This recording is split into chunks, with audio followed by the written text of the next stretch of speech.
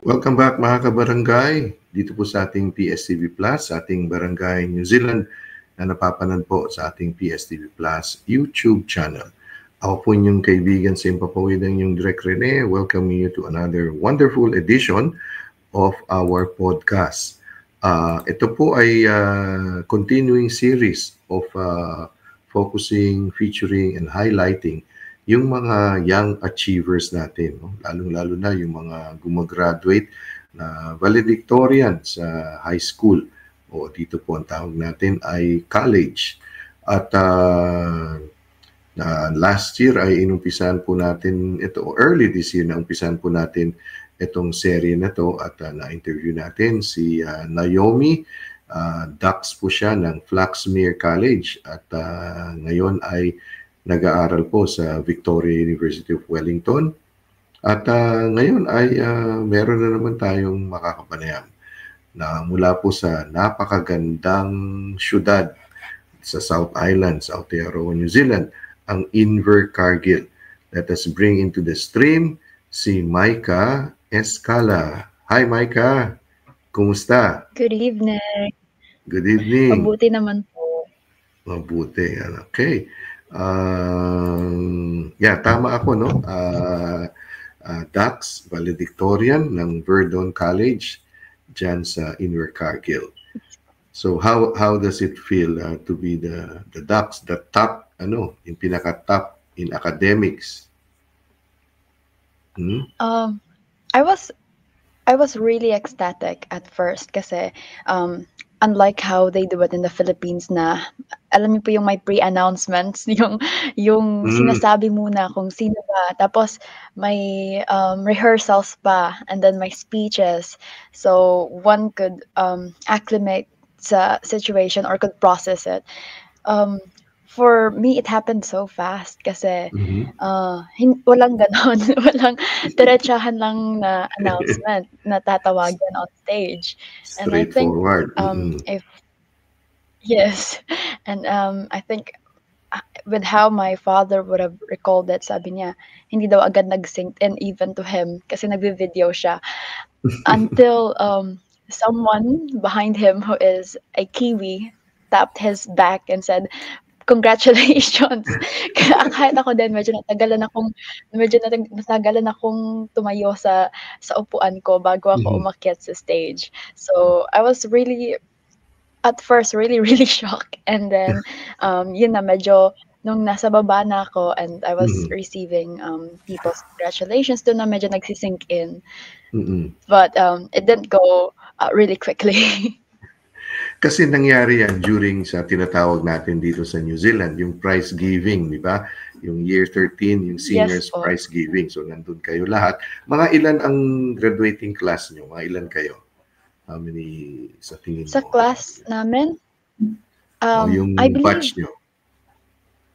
may mga 60. I'm not quite sure with the exact numbers, pero ganun, 60, 70 ish, So, or even maybe lower. Hindi ko lang masyadong Okay. I can't really point out how many what the exact figures are. So, nakaupo kayo sa nandoon and then your name was called and it didn't sink in. But you've been doing well in your studies, di ba? So, of course, syempre, parang yung may mga iba naman siguro na din, magaling. But ikaw yung yung pinaka premier, eminent sa school nyo. So, Verdon College, This is a Catholic school or co-ed ba ito or girls lang? Yes. It's a co-ed school. It's a Catholic school in Invercargill. Okay. So, anong year ka nag-start sa Verdon? Year 11 po, but I didn't really start sa start of the school year kasi we moved here July of 2023. So, yung tatay ko, in-enroll niya ako agad, maybe a couple of weeks after that. So, nag-start ako August, and I had 10 weeks to complete year 11. Sabi ng nag-interview sa'kin or yung, isa sa mga faculty na involved with the NCEA and stuff, they asked me if I wanted to go to university kasi kung hindi, ilalagay na lang nila ako sa year 12.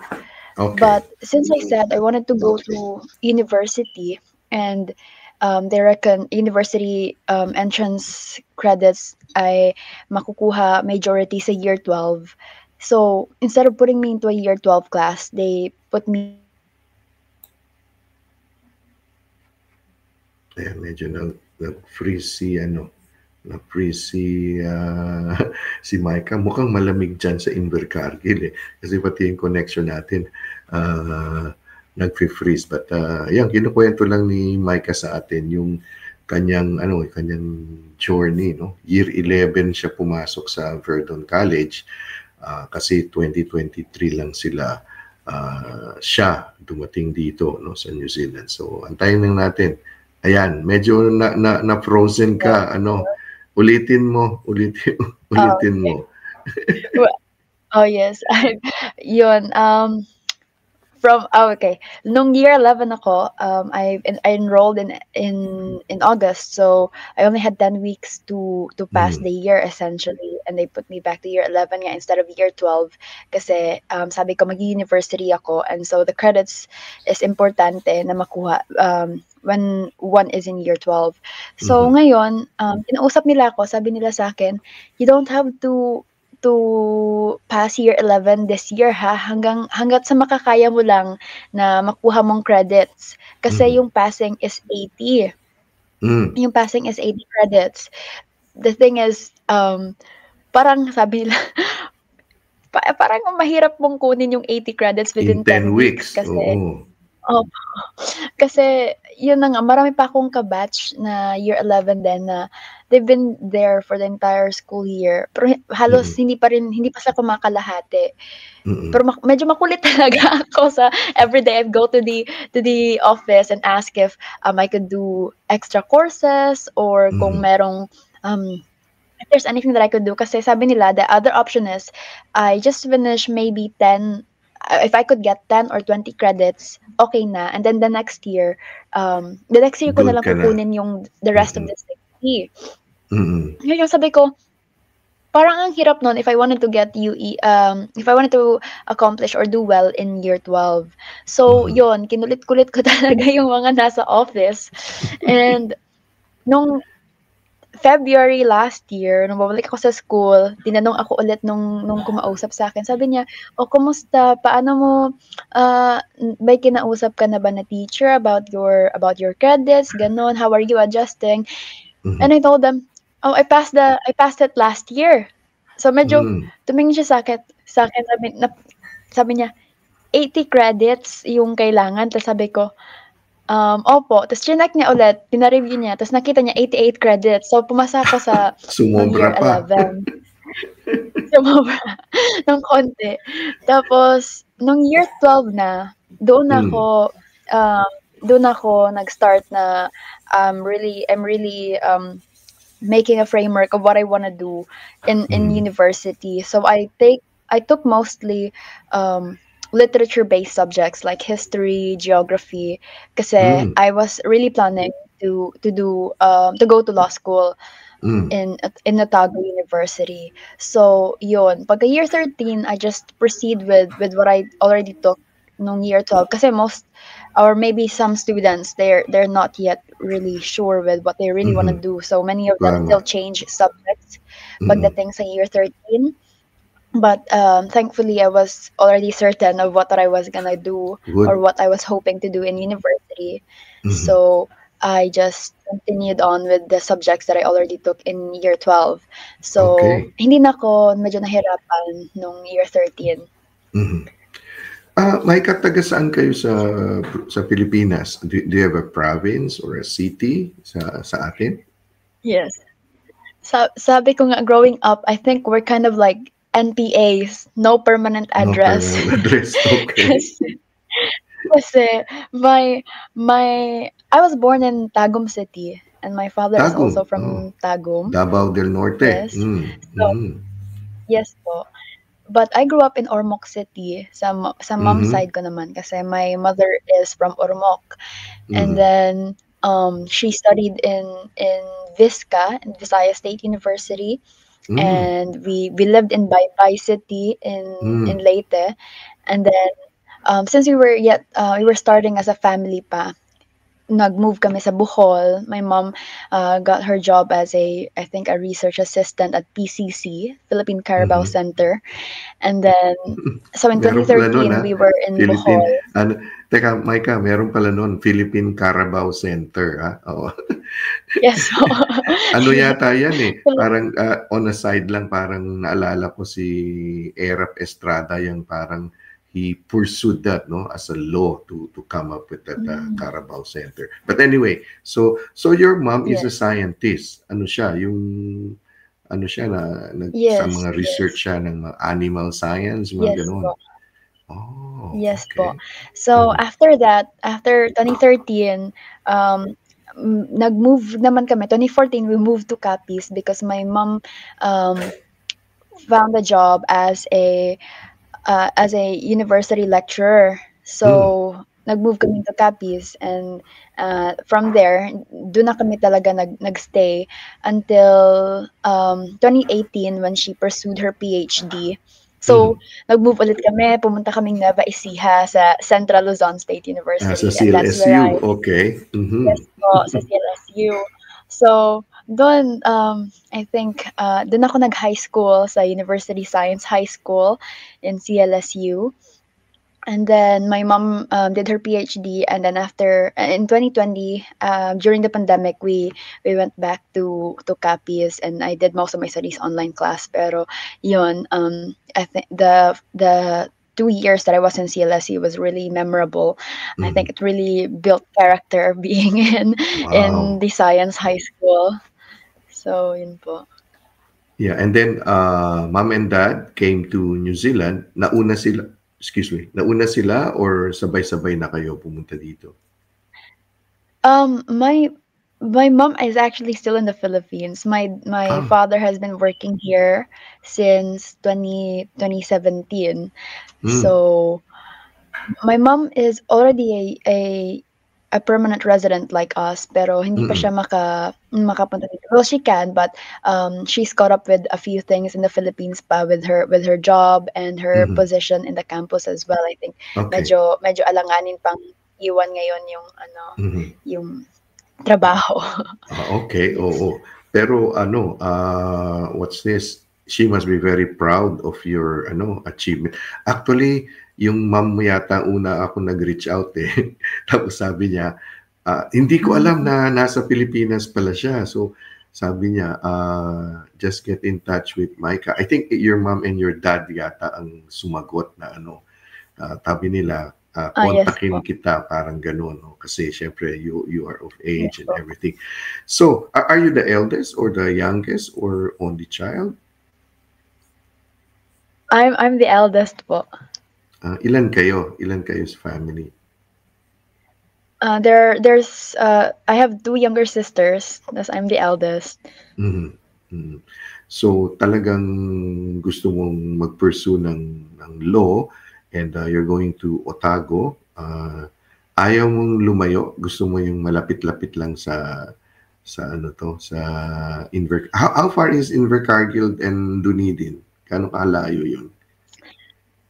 Mga 2 hours po.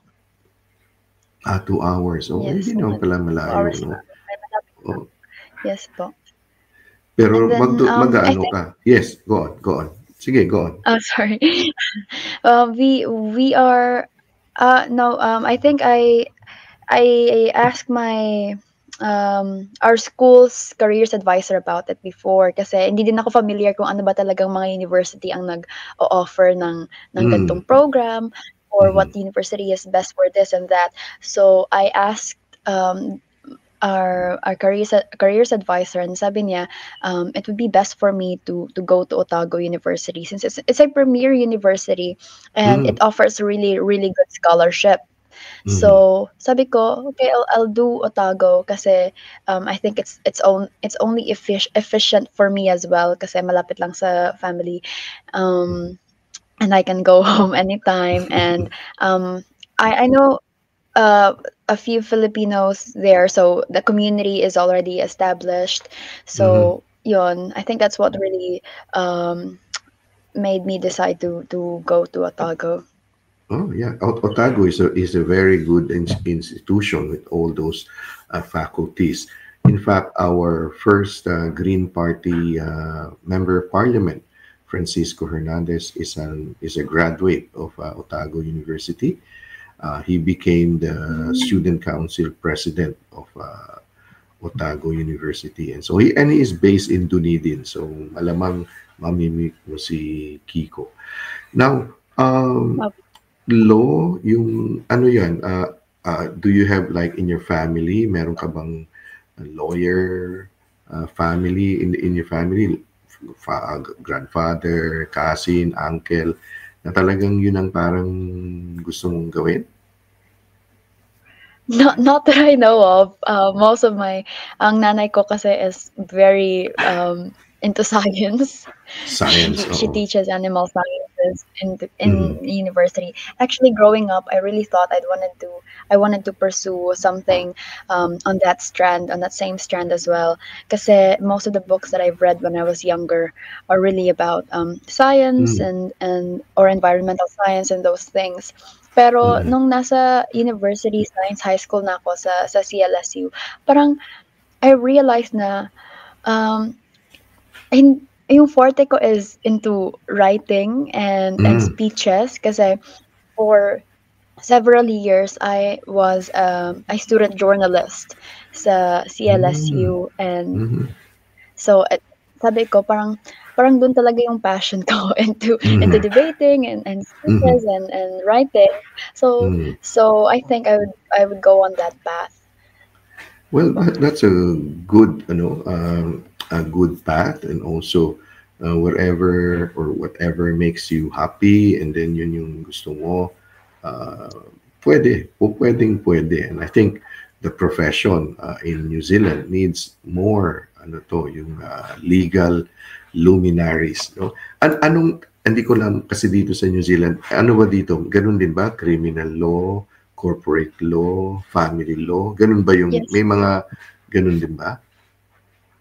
Yes po. Ang alam ko is like it depends on what you pursue after graduating with an LLB, kasi it all Mhm. starts with you taking an LLB. And I think most of us, or I think it's requisite to take a double degree. Ah, So yes. Mm-mm.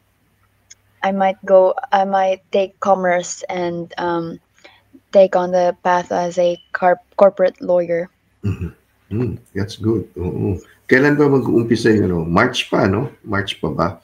March pa yung uni, di ba? Our Yes po. Our official, yung starting day po talaga nakalagay sa aming university calendar is February 23. So, Ah, okay. Yun yung O-week, yung orientation yes po. week, yung mga ganun, ano? Well, the reason why I'm a bit also, as I mentioned earlier, no, I want to highlight, focus itong mga young achievers natin, kagaya ni Micah, para ma-inspire yung ating mga, yung ating mga estudyante. And not only that, I have a personal interest because I am a teacher also. So, I teach in college or in high school ngayon, uh, mostly social sciences, no? Media studies, geography, yun ang tinuturo ko. But even in the Philippines, I was also a professor in communication, in media, and as well as I taught at the University of Waikato. No? So nakikita ko yung growth ng mga estudyante, ng mga Filipino students dito. No? So, etong ikaw sikat ka na pala, o nga pala, ito ba ako makalimutan. Si Micah, sikat na yan sa Pilipinas kasi kauna-unahan na interview yan ng Manila Bulletin, di ba? Tapos ano pa, yung may TV pa, di ba? TV Patrol ba? Ano ba yung kwento mo nga? Ano yung mga Philippine media got hold of interviewing you? Sabi ko nga, naku, naunahan ako, pero okay lang kasi iba naman kami, chikahan lang naman kami ni Micah. So Opo. how did it go about yung yung na-discover ka ng mga taga Pilipinas? I think it was someone from Manila Bulletin who reached out to my mom first kasi ako kasi all of my social medias are on private, so it's my mom who mostly shares yung mga achievements ko Mhm. online. And I think with her reach, medyo siguro someone shared it, and it Mhm. got into um, someone from Manila Bulletin, and they reached out to my mother first, and then to me personally. So ngayon, medyo na-shock lang din ako nung una kasi I thought I was very low key.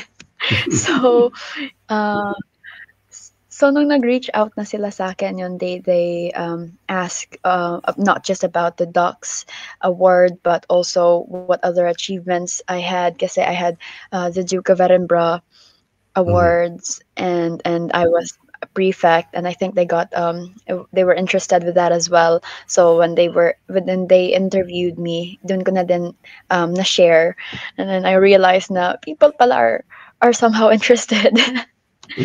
Yes, of course. Kasi it's an achievement, di ba? So naging head girl ka, prefect, head girl. You became the head girl. I wasn't head girl, pero I Uh-huh. was special character prefect Yes, in our oo. school, which Mm-mm. was yes, which was it was really such an honor and a pleasure to be Mhm. served as a Mhm. special character kasi I was only here for a couple of years, but yun, I think they saw my potential with how I lead in in the classroom, or maybe just Mhm. um, within the community. So, because since we are a Catholic school, as mentioned Mm-mm. earlier, so that's the special character position is given to the position is solely on the core values of a school of the Yes. Oo. school. As a Catholic school, Mhm. so you mostly yung mga ini-spearhead ko is mga charities like Mhm. Caritas, or Mm-mm. mga the Heart Foundation na mga fundraiser. So yes, it was quite Mhm. a busy year with that alone. Meron bang Saint Vincent de Paul sa inyo? Do you also have that? Parang it's one of those charities. Wala siguro dyan sa Verdon. Yes.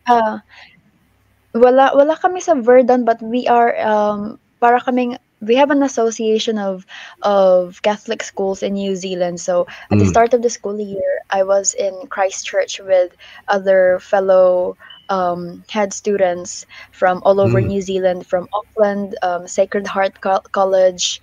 Mhm. Then there's the ones from Hamilton, um, Mm. Wellington. I don't know if there's one from Wellington, but Christchurch, Greymouth, everywhere, everywhere from South and North Island. So Mhm. we were there in Christchurch for a camp, or just to get to know each other and Oh, share wow. what our school does, what projects, or what activities do each school have na about sa core values Mhm. of us as as Catholic schools. Okay. Tapos, most of the schools have Saint Vincent de Paul Mm-mm. na charity. Mhm. But in Verdun, we are mostly focused on Caritas Caritas, International. yeah. Oo. Mhm. Oo. You mentioned Sacred Heart Girls College in Hamilton. That was one of the schools that I taught many, many years ago. Mm. Kaya alam ko yung special character kasi she was a half Filipino, half Kiwi ang napili for special character nung time na yon, ano.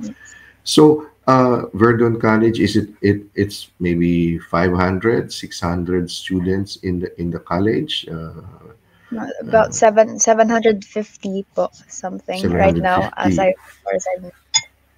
And I know of one teacher, si Kyle, teacher Kyle, who teaches, I think, religious education and music yata yung tinuturo niya dyan sa Verdon. And I understand there are other Filipino teachers. Sabi niya sa akin, parang 5 na yata sila dyan sa Verdon. No? So, marami na bang Pilipino dyan na nag-aaral, Micah? Marami po. Masasabi kong, of all the, colleges here in Invercargill, I think Verdun has the most or the biggest, Filipino community kasi sabi Oh, ko siguro it goes with the fact that most of our parents are dairy farmers. Like my father is a dairy ah, farmer. So, you've got, um okay. yeah, so yung zoning, walang ibang school na tumatanggap sa amin, so we go to Verdun instead. And it's a Catholic school. I think it Oh, appeals to the Filipino that it's a oh Catholic yes, the school. families, that's correct. Oo. But you don't, do you live, kasi you live in the farm, so malayo ka sa school or you Yes. commute? How far is your house from Verdun? I take the school bus to Verdun Yeah. every day. Mm-hmm. Um, it takes about 20-25 minutes from our Mm-hmm. house. But it's the Okay. transportation's not really a problem. Buti na Oo. lang kasi Oo, tama. there's the Oo. school bus. Oo. Oo. A couple of nights ago, I also interviewed Shiloh Bantugan. She's not a dox, but she's also very accomplished. Kilala mo si Shiloh? Is Ha? she the head girl of of Catholic Cathedral? Is No, she Aquinas siya. Aquinas College sa Aquinas Tauranga. College? Oo, Aquinas. So, Ah, and she's also going to University of Otago. She's taking up medicine. Tapos may na-interview na naman ako from Christchurch, si ano to, she's going to take up medicine din. So maraming nag-a-attract sa and sa ano sa Otago. It's a good environment, good school to be in. So in-interview ka ng bulletin. Did anyone else in the Philippines interview you or Manila Bulletin lang ba yung ano? Manila Bulletin lang po.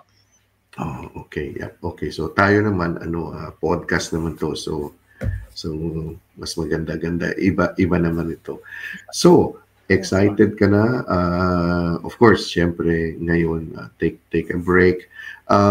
You came to Aotearoa in 2023. So hindi ka pa umuwi sa sa Capiz. Capiz ba? Is that where your mom is Yes now po. in Capiz? Yes Sa ano po. ba siya? Capiz I State University? Yun ba yung school niya? University. Yes po. Mm. Yes Mhm. po. This year we went home.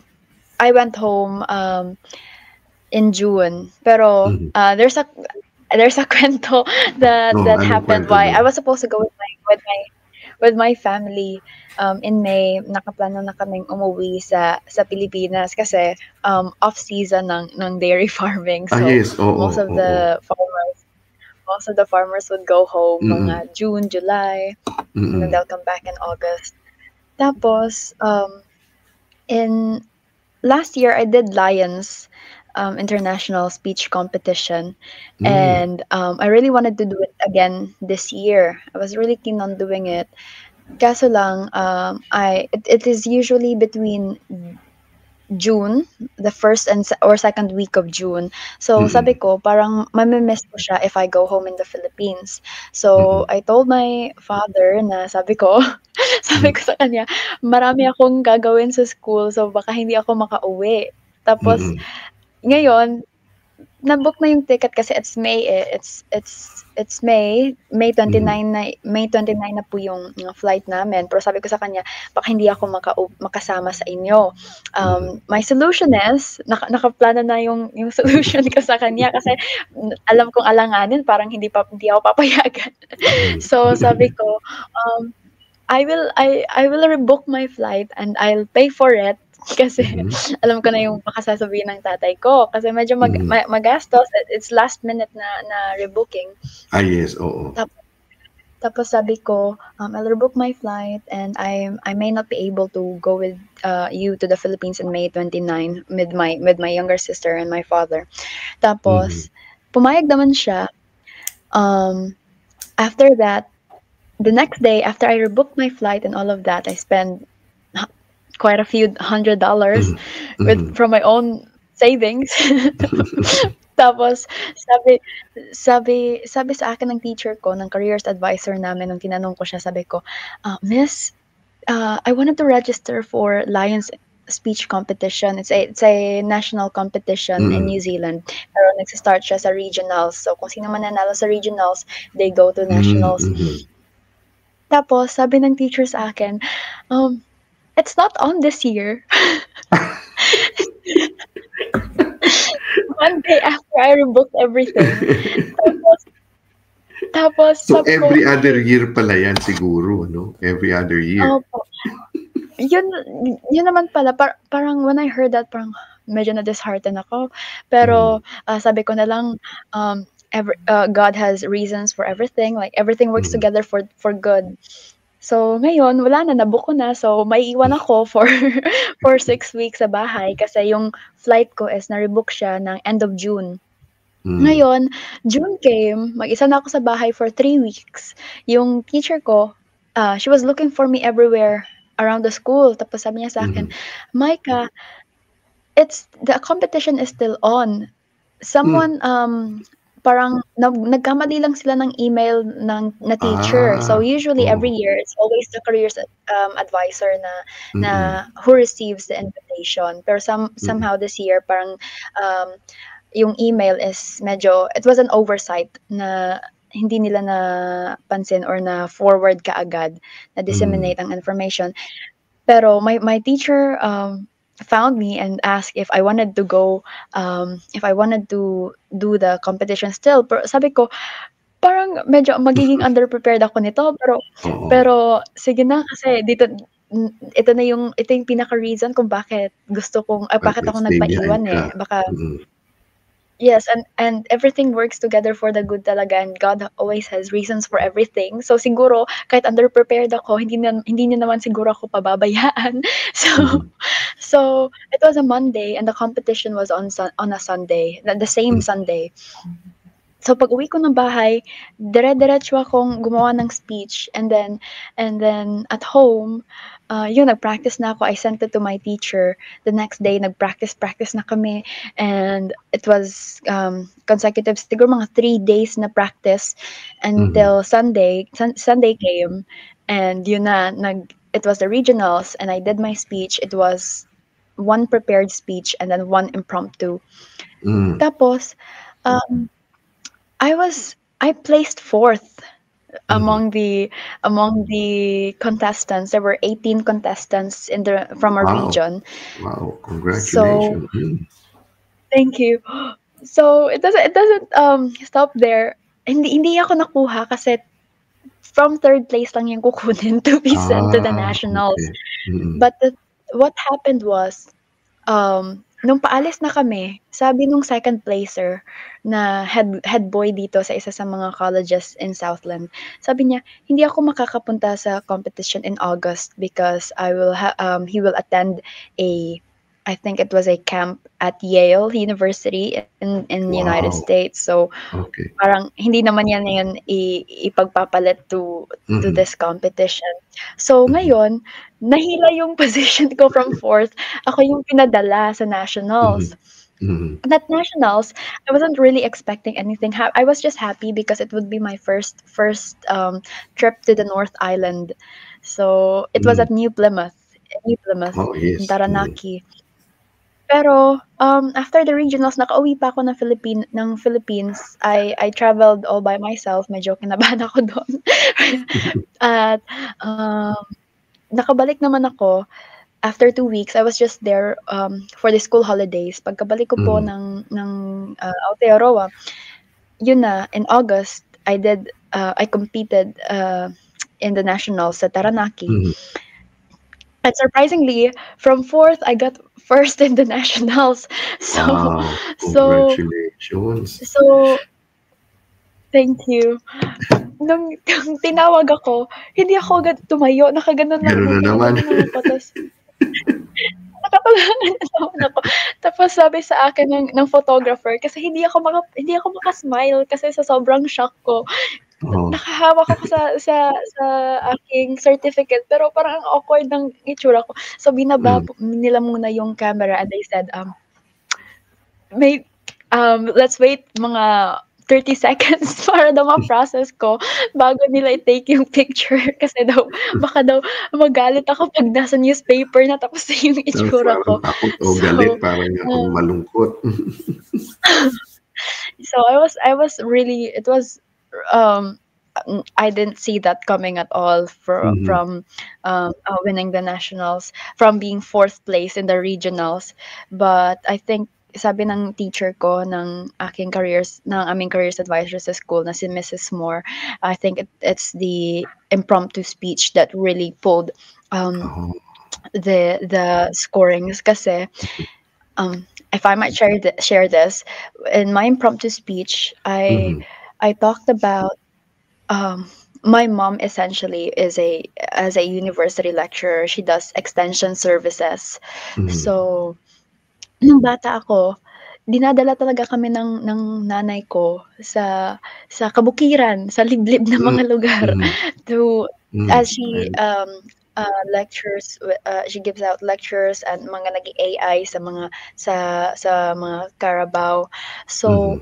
it's really I think learning from books is one thing to have the information or gain knowledge, but like the immersion to Mhm. to civic or being involved in civic activities like that is Yes. what builds character and what creates the story. So that's what I talked about in the national. Sabi ko, kasi the question was what values will you do you have that you will share to the future generations or the Mhm. generations next to you, and I talked about be Mhm. with my mother or with my mother bringing me into these communities that I've learned the importance of taking up space kasi you're not just doing it for yourself but also um, for the children for the children in that community, for the children of the farmers that weren't able to go to school kasi laging sinasabi sa akin ng nanay ko, 'di ba, how ironic is it na these children of the farmers, they cannot go to school pero I can Mhm. go to school because their father, my mom has a job because of the farmers. Hmm. so Mm. so if I go to school, I must not just go to school and be be compliant, do go to school and do well, mag-aral, hindi lang mag-aral kundi mag-aral ng mabuti and Mhm. take up space because you're not just taking up space for yourself but for these children and for every other underrepresented individuals that whose stories needed to be Mhm. heard on stage. Mhm. So that's what I um, was able to patch up. So I think that's what the scores. So you really make like a good lawyer kasi yung iba yung extemporaneous din yun, di ba, when you're defending a case or yung mga ganon.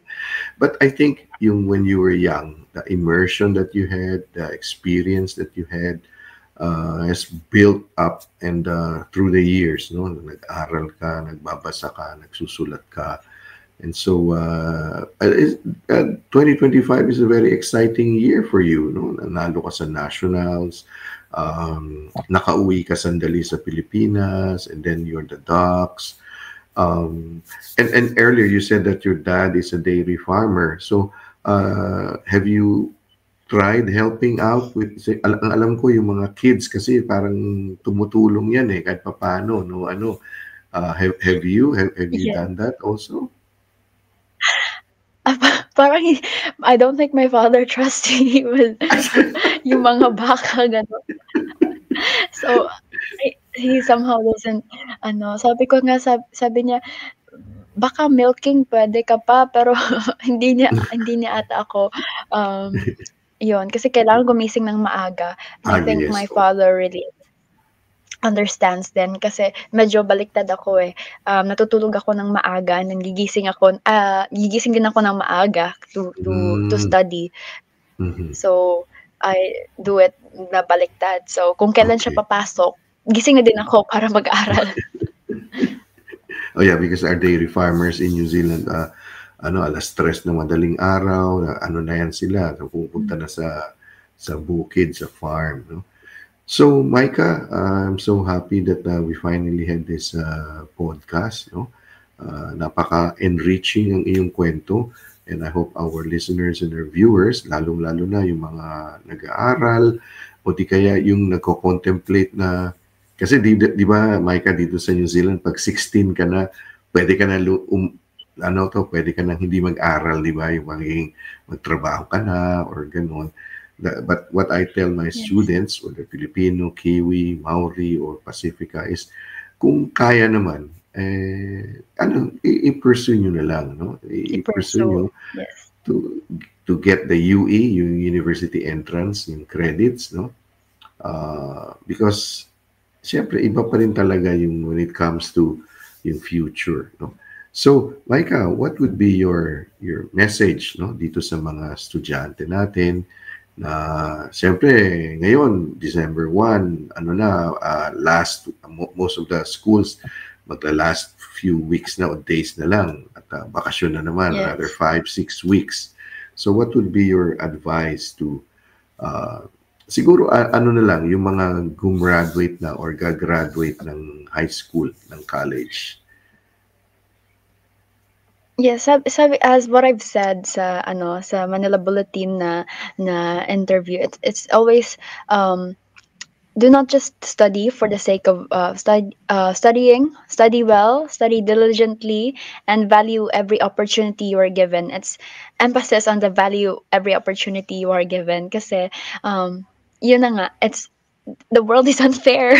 So kung ano ang naibigay sa iyo, it's it has a reason. So you should cherish it and um, really take advantage of the opportunity that you have. And as what I stick to the most throughout my academic life now, it's the 4 Gs: God, Mm. guts, grit, and grind. Kumbaga, mata sa langit, paa sa lupa. It's the faith that grounds me, the courage that pushes me forward, the perseverance that keeps me going, and it's the hard work that really makes it all of it possible. Mhm. Yun lang po. Wow. I hope I'll get a copy of your valedictory speech kasi parang enriching yun eh. Email mo nga sa akin, ano? Gusto kong basahin ang yung valedictory speech. Ah, so all the best, I don't Micah, think, no? Ano? yes po. Well, I what did think I don't it was extemporaneous wala po din? kasi kaming opo, wala po kasi kaming speech Um, kasi yun nga po, biglaan lang yung pagka-announce sa so pag sa akyat mo, amin. Or I can share that to you po. Pag akyat mo, hindi ka magsasalita or you will you'll say something lang, parang ganon. Tsaka siyempre, hindi ka nga nag-prepare. Oo nga pala. Hindi ka nga nag-prepare ng speech. But looking forward to see you in Dunedin one of these days. I have plans going there Yes po. next year. So, magkape tayo, magkwentuhan, like catch up, update with what you have been doing. So, maraming salamat, Micah. It's been inspiring, enlightening, enriching, and empowering na kausap ka. As I always tell my Maraming students, no? salamat. As I always tell my students, maraming problema. The world has so many problems, and most of these problems are made by people like me, no? Yung old generation. And the ones who's going to solve this are kayo, no? The younger generation. You cannot expect us old people to do the mahi to to find the solution. So with people like Micah and others that we have known, pakiramdam ko medyo safe place na. Alam mo, Micah, meron ako na interview. He was a because I used to live in Hamilton eh. So he used to study in a Catholic boys school in Hamilton, no? Si Joseph Erese. So but then they moved to Australia, no? So he studied law. Siya ang the youngest lawyer sa New South Wales. I think he was less than 20 nung gumraduate siya. Tapos, hindi siya happy doon. He went to Cambridge University to get his master's in law. Tapos, Hindi pa rin siya happy.